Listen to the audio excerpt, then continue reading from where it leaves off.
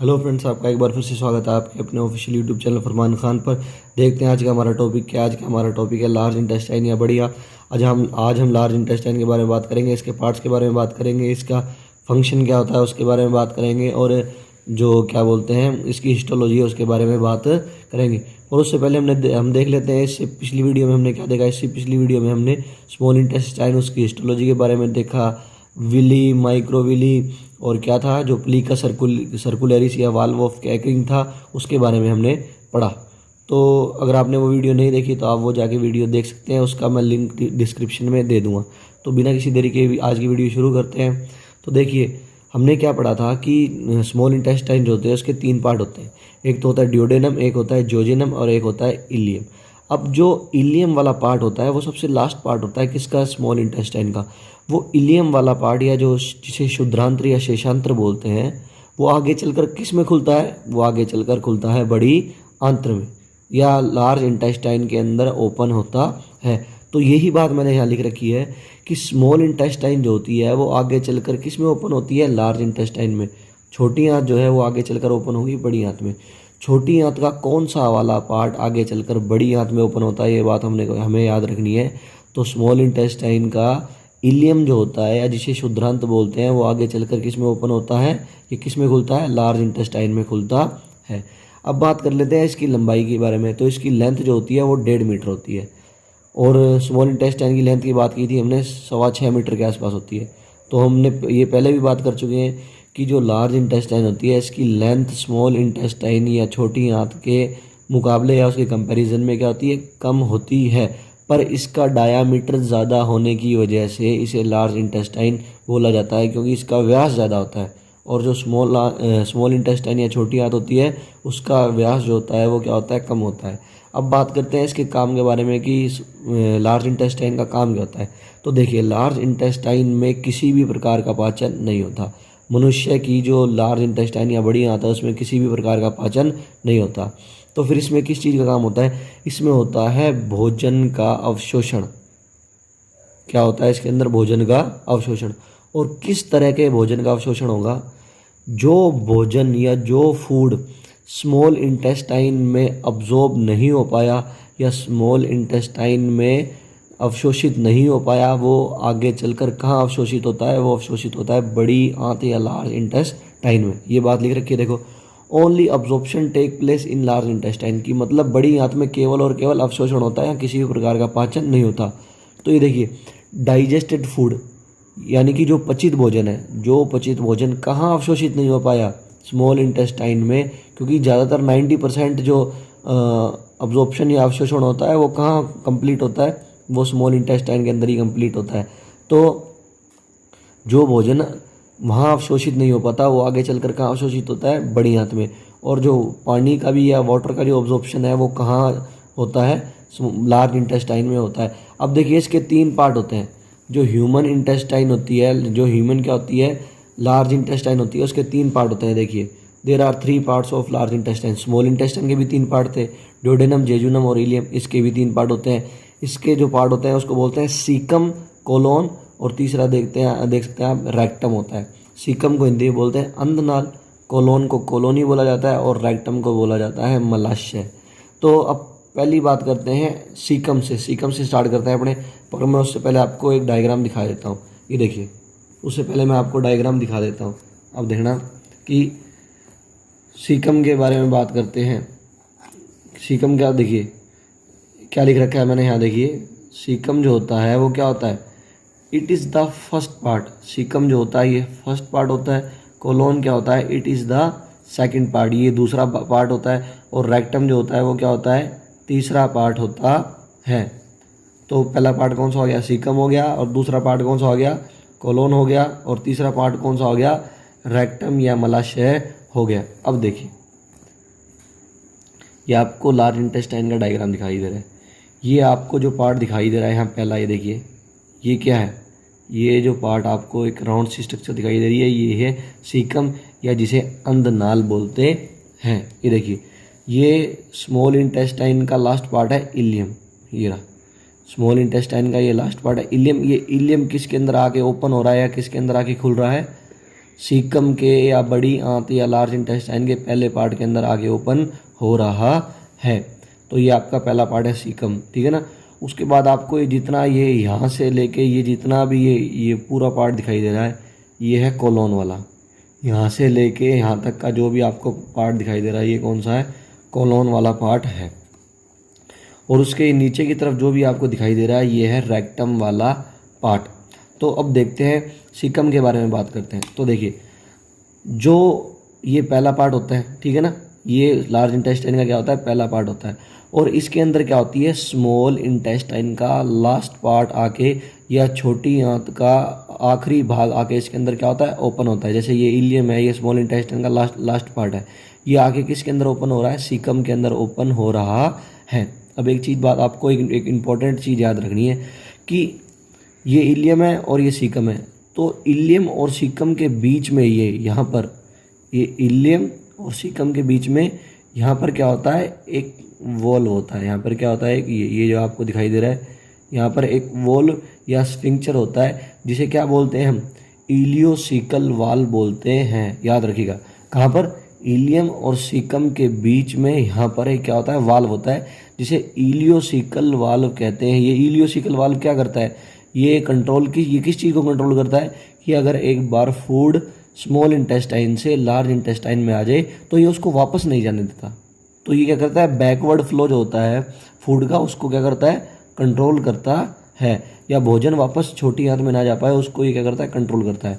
तो ये पहला पार्ट है, इसके अंदर इलियम ओपन हो रही है, यहाँ इलियोसिकल क्या है, वाल्व उपस्थित होता है। एक चीज़ और याद रखनी है, बहुत इंपॉर्टेंट है फ्रेंड्स, कि देखिए ये इलियम और सीकम जहाँ मिलते हैं ना, वहाँ पर क्या होता है, एक फिंगर लाइक प्रोजेक्शन मिलता है। ये देखिए, ये इलियम है, ये सीकम है, यहाँ ये जंक्शन साइट है इनकी, यहाँ पर एक फिंगर लाइक प्रोजेक्शन मिलता है, इसे बोलता है अपेंडिक्स। क्या बोलते हैं फ्रेंड्स, इसको अपेंडिक्स बोलते हैं। ये एक वेस्टिजियल ऑर्गन है, या हम कह सकते हैं अवशेषी अंग होता है मानव में। ह्यूमन में इसका कोई काम नहीं होता। ये हमारे जो एंसेस्टर थे या पूर्वज थे, उसके अंदर ये होता है, सक्रिय थी या एक्टिव थी। और एक आपको इसके बारे में इंपॉर्टेंट बात याद और करनी है। तो कई बार क्या होता है, ये जो अपेंडिक्स होती है, ये सूज जाती है, इसमें क्या जाती है, स्वोलन आ जाती है। तो उसे क्या बोलते हैं, उसे बोलते हैं अपेंडिसाइटिस। याद रखिएगा, अपेंडिसाइटिस बोलते हैं।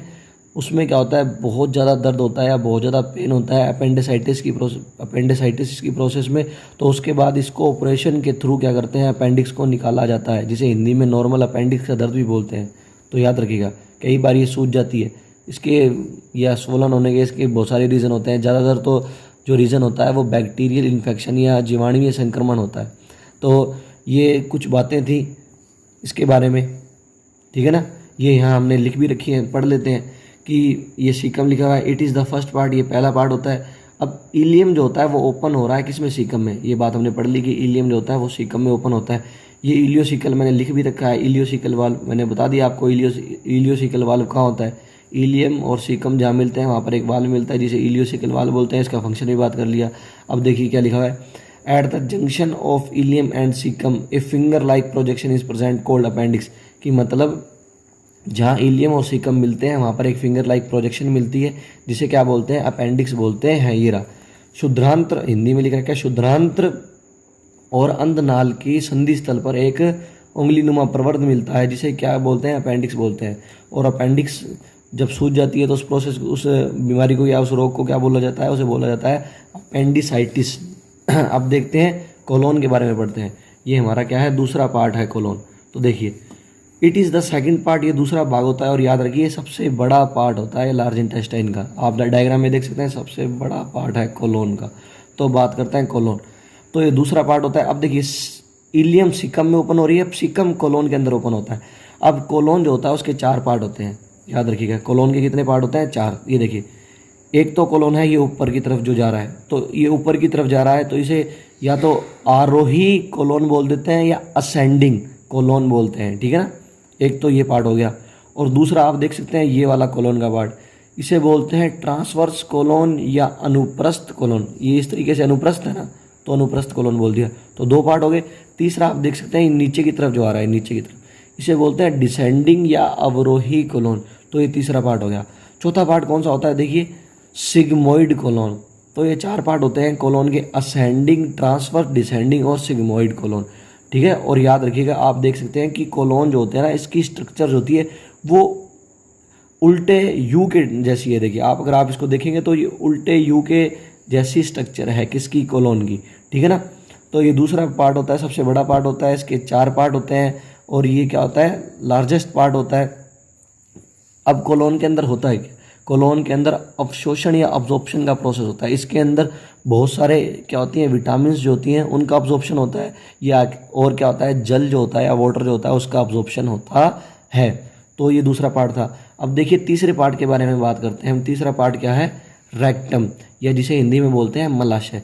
तो ये जो आपको लास्ट वाला पार्ट दिखाई दे रहा है, ये पूरा जो एक ट्यूब लाइक स्ट्रक्चर आपको दिखाई दे रही है, इसको क्या बोलते हैं, रेक्टम या मलाशय बोलते हैं। अब देखिए आप, अब रेक्टम जो है वो क्या है, एनस या गुदा के थ्रू क्या हो रहा है, बाहर की तरफ क्या हो रहा है, ओपन हो रहा है, ठीक है ना। रेक्टम लास्ट पार्ट होता है, तीसरा पार्ट होता है, इसकी लेंथ लगभग 15 सेंटीमीटर के आसपास होती है और ये एनस के थ्रू क्या होता है, बाहर की तरफ क्या होता है, ओपन होता है। अब एक चीज़ आपको याद रखनी है कि जो रेक्टम का लास्ट वाला थोड़ा सा पार्ट होता है ना, जैसे ये 15 सेंटीमीटर है, तो 15 सेंटीमीटर में से लास्ट का जो 4 से 5 सेंटीमीटर वाला पार्ट होता है उसे एनल कैनाल या गुदा नाल बोलते हैं। ये आपको एक इम्पोर्टेंट बात है, ये आपको याद रखनी है।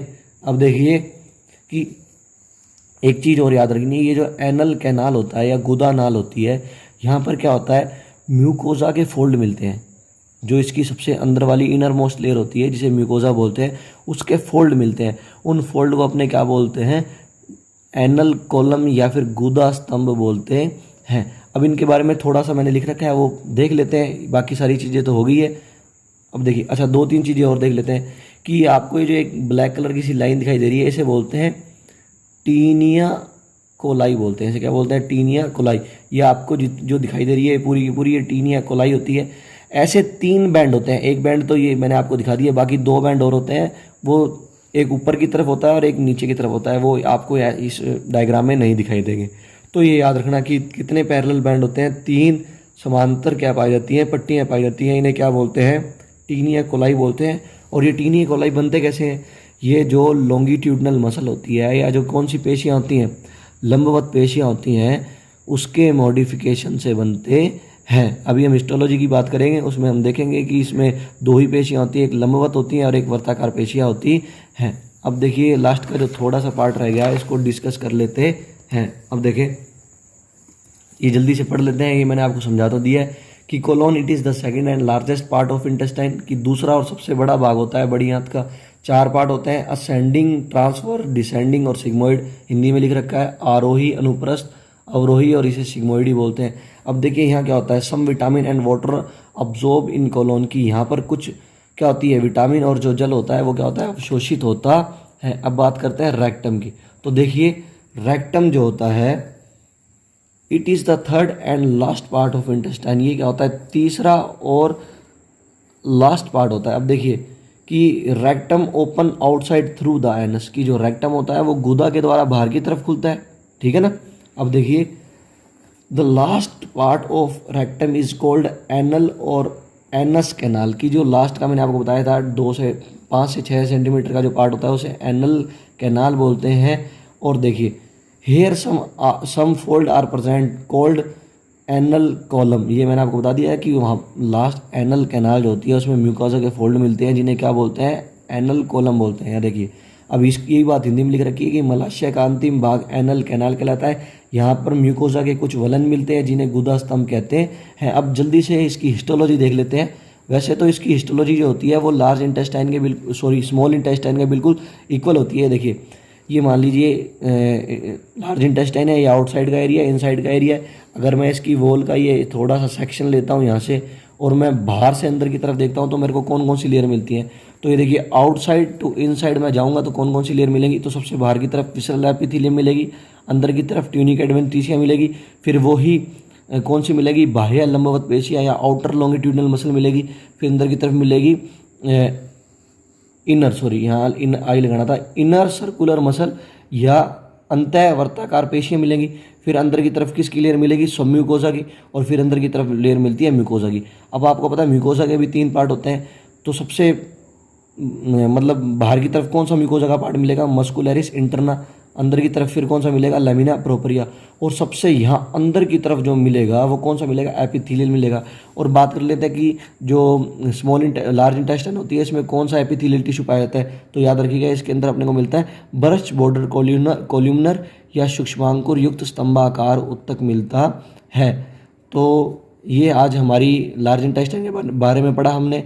तो हमारी एलिमेंट्री कैनाल वाला पार्ट पूरा हो चुका है। अब हम एसेसरी ग्लैंड पढ़ेंगे अगली वीडियो में। तो ये फ्रेंड्स आज की वीडियो थी, आज के लिए बस इतना ही। अगर आपको वीडियो पसंद आई हो तो लाइक करें, शेयर करें ज़्यादा से ज़्यादा, और हमारे चैनल को सब्सक्राइब कर लें ताकि जिससे आने वाली अगली वीडियो आप मिस ना कर पाएँ। और नोटिफिकेशन बेल को भी दबा दें ताकि आप हमारी वीडियो को सबसे पहले देख सकें। Thank you.